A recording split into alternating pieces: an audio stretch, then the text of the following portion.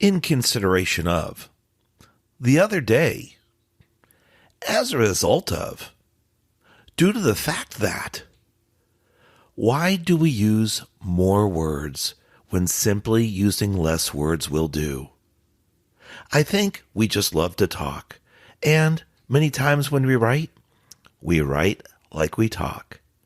Let's explore Career Growth Made Easy's episode 170 today.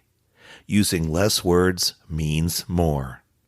I'll explain the phrases I used earlier, how to find and use less words, and some cool tips and tricks to help you write and speak more effectively.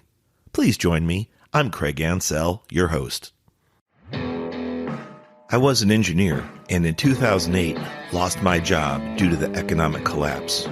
Jobs were scarce. I didn't know where to turn to get help updating my resume. Online services and coaches charge hundreds, even thousands of dollars. I took matters into my own hands and learned how to craft interview-winning resumes. Shortly later, I landed a job with a Fortune 500 company. I have helped many achieve similar success. Now I share my tips to create interview-winning resumes, interviewing excellence, and high-performance growth strategies on my podcast, Career Growth Made Easy.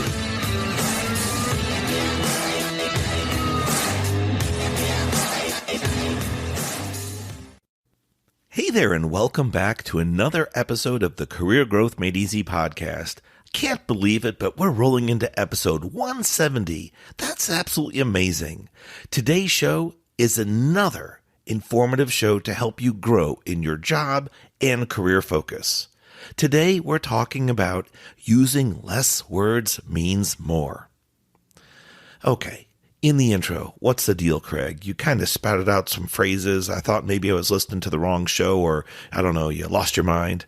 Well, I talked about some phrases that we might often use, but don't always have the necessary punch or value they should. For example, in consideration of. If you've been listening to the show for any length of time, there's a phrase I like to use, and it's called less is more. The less is more concept, I wish I could take credit for it, but I've stolen it from others. The less is more concept helps you simply communicate more effectively by using less words, meaning the fewer spoken, the fewer written words, the more value they possess. The quicker you can get to your point, your topic, your subject, your goal in your conversation, your communication, the better. So, in consideration of, not only is it 3 words, but it's a lengthy word in the middle, consideration. Our brains like to conserve energy at all costs, and we can get frustrated, we can get tired, maybe even want to overlook people's emails, lengthy words, lengthy documents. So, in consideration of, what do we do with it? Simply for. That's it. In consideration of can be replaced, those 3 words, with 3 letters, for, F-O-R. The phrase, the other day, here again, 3 words. What do? It can simply equal recently. Here's a lengthy one. As a result of, or due to the fact that. What could you do with that? Believe it or not, 1 word, because. Here's a cool one. In order to, for the purpose of. Guess what? Just to, T-O. Here are some cool ones I looked up on the web, and they're related to time phrases you might have heard or possibly use. At the present time. In advance of. Prior to. Well, prior to could simply be before. At a later date, simply strip it down. Later. I thought was cool. At all times. Always. Oh, and here's a great one. In the event that, or in the event of. Have you guessed it yet? If. Can you believe it, just replacing it with if? So, that's the intro to the show, kind of some teasers there. If you want to play it back, I think there's some value there for those phrases that we can learn to convert down and make lesser, choice of words, rather lesser usage of words. This applies not only to our spoken language and written, such as in emails, which I want to talk about, and that's part of the reason for today's show, but also with Career Growth Made Easy, we normally talk about resumes, helping you build, edit, or even completely rewrite your resume if you're going through a career transition. And less is more absolutely applies. So let's talk briefly with resumes about passive statements. What are those? Well, before I get into that, there's a reason why we want to talk about passive statements and trying to avoid them. I've used a phrase before as well, and it's one of those key tools in my kit, and it's WIFM, WIIFM. I don't know if you remember what it stands for, but it's what's in it for me. And you might say, Craig, don't waste my time. No, wait a minute. I told you there's some value in today's show, and when we use WIFM with regards to Career Growth Made Easy, especially resumes and cover letters, we use WIFM from the employer's point of view, meaning when you write your resume, yes, it is about you, of course. We're trying to convey the strongest message, the strongest value proposition to your employer. So you don't want to do that with passive statements.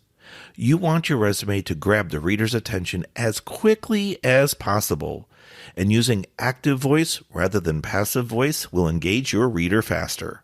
So remember that with regards to your resume and if you need to write a cover letter.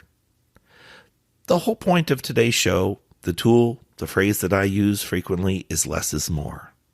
Meaning, whether written or spoken, less words can be more effective and impactful. That means we should try to avoid passive sentences. Passive language typically is wordier and more difficult to read.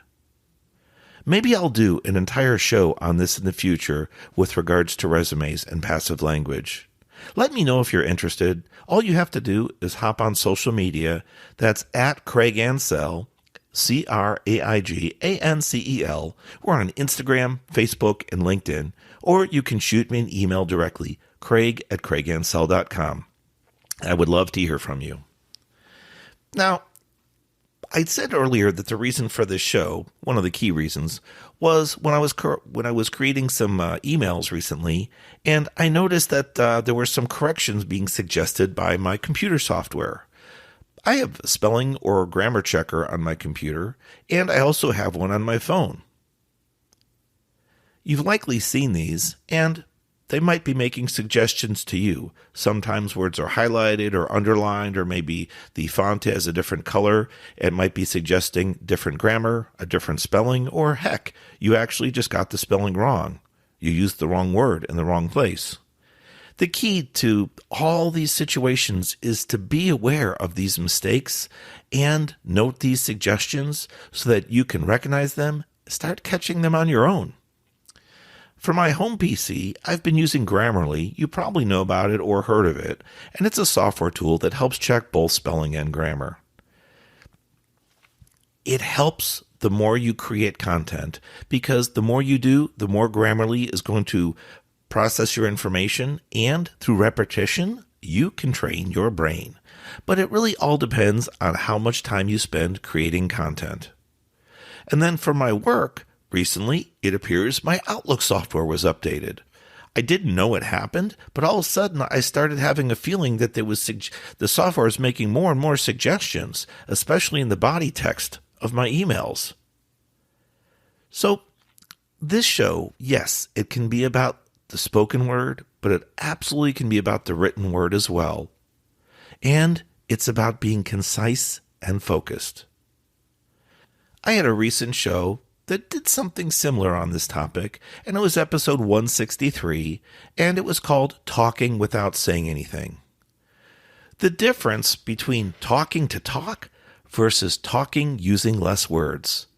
If you do the latter, it's more thoughtful communication. The goal is to stay laser focused, avoiding lengthy sentences, avoiding wordy phrases, and simply cutting down on confusion. What are we doing here? Simply trying to get our point across as quickly as possible. To get your message out with email, for example, you got to get it out of your head. You got to get your message and words out of your head and onto paper, so to speak. Did you see what I did there? The so to speak. I didn't need to use 3 words, so to speak, when they could be replaced by one simple word, figuratively. Sometimes cutting down on words can be difficult, even when you're talking about it and attempting to coach on this podcast. But remember, the hardest part is always the creative process. The easy part is usually the editing. I like to make a reference to movies and songs at times, and today's show is no exception. I referenced the late Sean Connery's character in Finding Forrester. During the movie, he mentioned book editors, and he basically said they take something that they couldn't create in a lifetime and tear it down in just a few hours. The point behind the message, in this movie, he was an author of many books. Some were famous books, and editors could simply take his efforts over months and years and tear them down in just a few hours to reduce the number of pages, reduce the number of words, or even challenge what he's written. So remember, when you're trying to follow along with this episode or any other coaching or training media, the difficulty lies, the challenge lies in the creation process. Once you get the words out from your head, either onto physical paper or onto your computer screen, whether you're writing a document, a report, or an email, that's the hard part. It's easier to go back and edit once you have something to work with. Now, how do I know this for certain? In an earlier show I did, I talked about a significant red line event that happened to me. And when I mean red line, this was when I asked a coworker of mine, Paul, to take a look at one of my emails I was preparing to release to a large team, including management and upper management, for an upcoming presentation we were doing. Paul took my email, which was 3 what I thought well-constructed paragraphs, which spanned a little over 1.5 pages, and he cut my language down. He cut my words down, let me tell you. The red ink was flowing. It was like a battlefield. Every paragraph got reduced to, guess what? Nearly 1 sentence. Eek. What happened? I had 1 key point in each paragraph, and I filled each key point or each key sentence with a lot of filler information that simply wasn't necessary. Now, I'm not suggesting this is happening to you, or if you have a peer, colleague, or fellow manager look at your work, they're going to perform the same amount of critical editing. But I've been through it, so I know what it feels like, and I'm glad to share this episode with you just to get you thinking about using less words to mean more. Also, as another movie reference, Ocean's 11. I hope that you've seen it. It's an incredible movie about a heist of a casino vault. And in this movie, one of the main characters was Brad Pitt. He's giving another team member advice on how to communicate to the hotel chain president. You know, the higher up you go in management, the less time people have, and they have a short focus span because they've got to move on. They're responsible for a lot of things and have a lot of people to report to and hear reports from. The quote, I would say, pretty much sums up what we're doing today. And Brad Pitt's character said, "Don't use 7 words when 4 will do." The resounding message, be clear, be concise. Get to your point as quickly as possible. My daughter Piper loves the show The Office, and when I was preparing for this show, she suggested the following quote from Kevin Malone. "Why waste time say lot word when few word do trick?" It's all about limiting our words and brevity. The brevity part means say what you have to say, then stop. All too often, we might catch ourselves rambling on. I don't know about you, But have you ever been really focused, really intentional about sharing something important with someone, but by the time you were done, you didn't remember what you either wanted to say or you weren't even sure if you got your key point across? It might make you laugh, maybe even smile a little bit. I'll tell you, I've been there, and it sure is frustrating. I think this is another reason why we need to remember that we were given 2 ears and 1 mouth. Listen twice as much as we speak.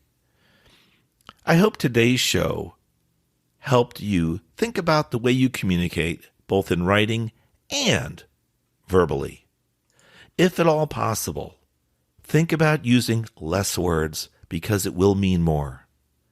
You might find out that your lengthy emails go from pages to paragraphs. Then, as you grow with your knowledge, understanding, and experience, paragraphs turn into sentences. I wish you the best luck at communicating more effectively in the future. I greatly appreciate you being a listener of my show, Career Growth Made Easy, and listening and closing out episode 170 with me, your host, Craig Ansell. Using less words means more. Please, if you liked our show, leave some comments on social media. Also, you can like us as well as leave comments on any of the podcast players out there. We do like Apple Podcasts. We're trying to get to 100 reviews, and we'd appreciate your help doing so. And please share the word with others if you found value in the show.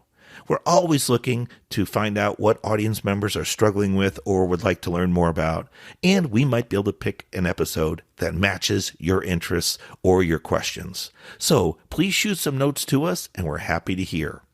Don't forget, at Craig Ansell, LinkedIn, Facebook, and Instagram, and email directly to me, Craig@CraigAnsell.com. We will talk to you next week. God bless.